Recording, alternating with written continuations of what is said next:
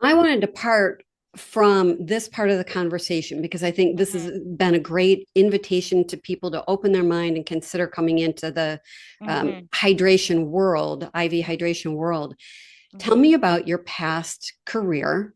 Yeah. And yeah, tell me about your past career and what made you feel like being unsteady and unsafe was a good decision to make. Yeah. I think that it was more like I started to just say the quiet part out loud to myself, where I felt in my career. I moved here from Florida right after I graduated from the University of Florida to work at Epic Systems. Mm, 6 months into my career at Epic, COVID hit, and it was, one of the busiest times of our lives at Epic, trying to support our customers that were dealing with a global pandemic everyone was underprepared for. And then after my career at Epic, I went to a couple of smaller health tech startups out of Silicon Valley, um, both really focusing on creating equitable access to healthcare and automating the red tape that's involved in getting approvals from insurance payers for medical claims. So my background professionally has been in the healthcare tech world. So I've had some intimate familiarity with the burdens of the American healthcare system, with how insurance is failing a lot of Americans. And that's a whole separate conversation in and of itself for sure. But that is, part of what gave me the passion to really pursue this and go up against those, perceptions that this might just be a fad. Because I think once it's available and folks are able to walk in and get these services and realize, like, oh, actually, this is nothing new. This is just like the IV that I would get in urgent care, except I'm, not forced to be next to someone going into cardiac arrest, when I just want to get some yeah. fluids.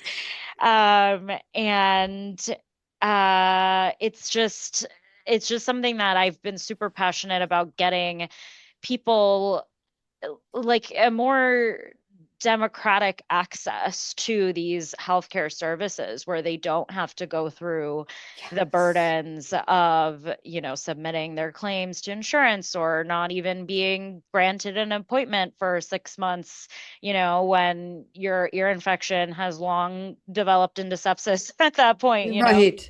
So, yeah, that was a major passion for me. I feel like my brain's going all over the place based on your question, but hopefully that kind of captured what you were trying to ask.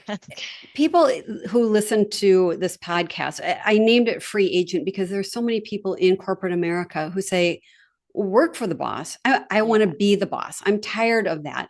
Now, some Yeah. people are continuing with their career because it pays well and because there's no boss looking over your shoulder. Hmm. The pandemic gave us additional flexibility, hybrid situations, and whatnot. Hmm. The audience that tends to listen to this is wondering, can I can I take the leap? And Hmm. should I take the leap? When is the right time to take the leap? You're Hmm. young, and so that's inspiring. I'm 62. I've got people who are my age who are saying, "Oh, I'm too old to do that." It doesn't Yeah. matter what your age is. It really comes down to what are your goals? What's your motivation? And can you manifest that outcome Hmm. that you hope to attain? Can you tell me Hmm. what your goal is and how Hmm. you're going to manifest that? Yeah. I love the question. I think, just seeing how broken healthcare is in Mhm. America has been a huge motivating force for me, because I really do feel passionate about bringing these services to Madison. It feels like a small way for me to do good on the grassroots level as a business owner. And kind of to your earlier question about, how did I know that I was ready to start, working for myself and leave the seeming security of a salaried role?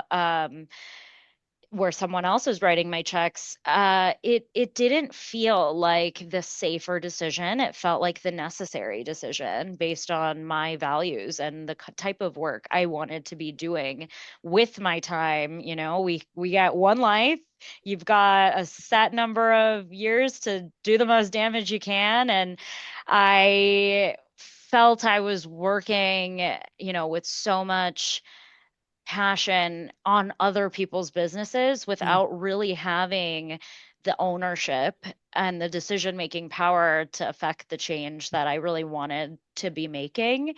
And it just got to the point where I was like, okay, like if I want to be making the shots on which partnerships we're pursuing and how we're reaching the community. And if we're doing, vaccine education in the local community with our nurses, plus providing fluids for folks that are, trying to not get sick during cold and flu season or during back to school, like being able to have that very tangible, positive net benefit for everyone involved in the business is just something that was like, I can't sit behind a desk anymore working for somebody else when this is just within my grasp. So, Yeah. yes, I think that, how I've been motivated to pursue that is just keeping that carpe diem mentality of it's time to seize this moment and people want this, and all I have to do is execute on providing it. That's oversimplifying for sure, but yeah, I think that that's how I'm going to manifest is really just holding on to that drive and passion for Good for what we're you. doing. Yeah. Manifestation is something that has been a big deal for me since 2012 was the first big year that I did that.